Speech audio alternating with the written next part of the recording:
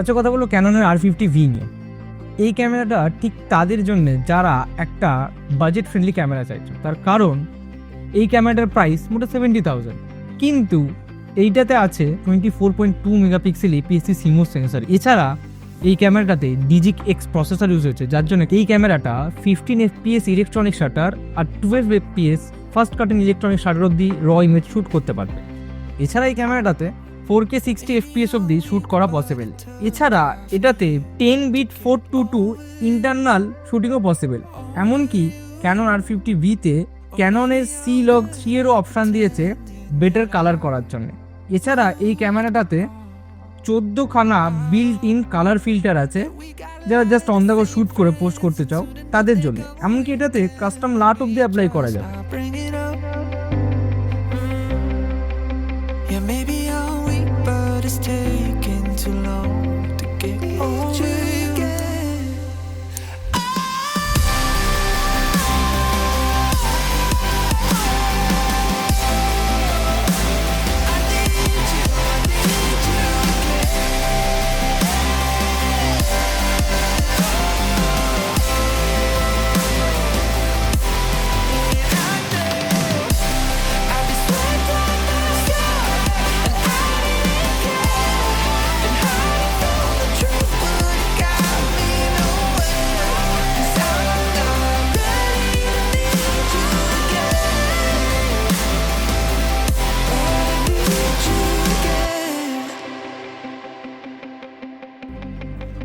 এই ওয়েডিং ট্রেলারটা পুরোটাই আমি ক্যানন R50V-তেই শ্যুট করেছি।